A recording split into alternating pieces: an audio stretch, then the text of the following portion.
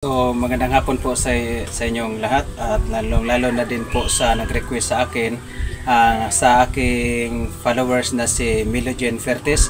So nagtanong siya sa akin sa pinopost ko po doon na video kung paano lalagain ang tinatawag natin parakis o bilabila. So ganito ang paglaga Idol Jen Fuertes ng bilabila dahil gusto niya po mga lords na iinom ng katas ng bilabila na pinaglalagaan. So ganito ang proseso po. Meron na po ako ngayong kinuha. Ayan.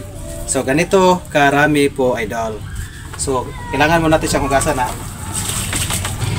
Ito kasi lods na hugasan ko na to kayo na pero pinapalapan ko lang. So kailangan talaga hugasan. Kasi nga po kahit saan na lang po natin to siyang nakuha. So kailangan natin siyang hugasan para maging malinis. So mga lods, ganito lang yan. Una, tutupiin mo lang siya ng ganon. Yan. Yan, tupiin ganyan. Tapos ikutin mo siya ng ganyan. O depende yan sa iyo lods. Kung meron kayong gunting, pwede nyo siyang guguntingin. Pwede nyo rin isama yung bulaklak niya sa paglaga, pwede rin. So yan na. Mga lods. So hanap na tayo ng paglalagaan nito. So lods, dito ko siya ilalaga. Kung ano man lods ang paglalagaan nyo dyan, depende sa inyo kung anong mga available nyo na lagayan. So ito na siya lods, ipapasok ko na siya dito at dun po sa sinabi ko na 3 basong tubig or 2 pwede. So isa,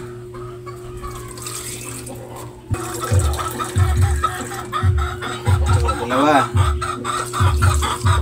So lagyan natin pa ng isa. Pwede 3. So takpan na natin yan mga lods. Isasalang natin sa ating, ayan na. At saka antayin natin siya ng mga 30 minutes. Pagkulo niya, pwede na natin siya i-transfer dun sa baso at pwede na natin inumin. Kailangan muna ang pag-inom dyan, hindi masyadong mainit. So mga lods, kailangan na natin siyang tingnan kasi kumulo na. Para pakita ko po sa inyo mga lods kung ano ang nagiging kulay ng paglalaga natin ng bilabila. So ayan lods, so kumulo na siya lods, kailangan natin siyang i-off.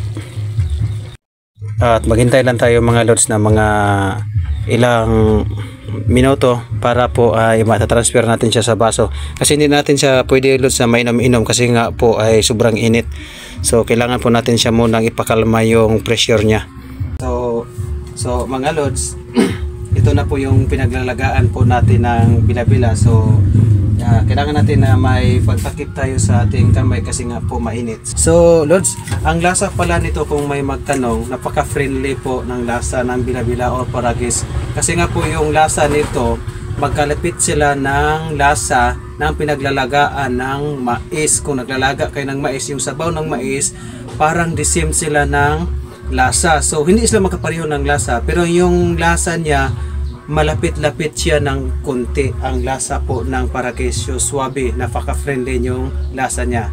So mga lods, itong pinaglalagaan natin ng bilabila, kahit 3 beses o 2 beses nyo, pwede nyo pa siyang lagayin kasi nandun pa yung katas niya. So mga lods, siguro mga 2 oras po kanina na hinintay ko na para medyo kumalma yung init niya. So may nakailagay na po dito sa baso at ito po yung yan.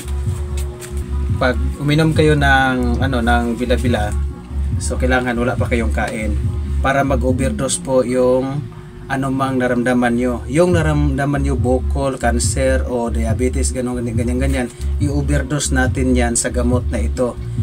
Ang bukol lang, ang bukol o cyst lang ang mag-overdose. Hindi po mag-overdose yung katawan natin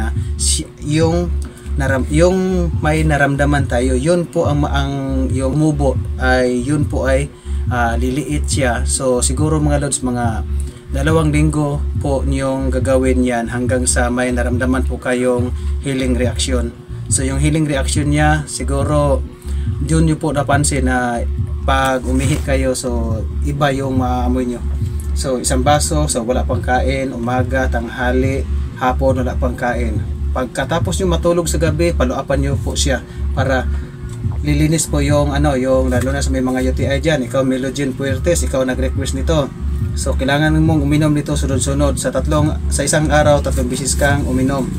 So inumin na natin. Ako wala akong naramdaman mga lods, pero pinakita ko na sa inyo na itong gamot na to ay napaka effective.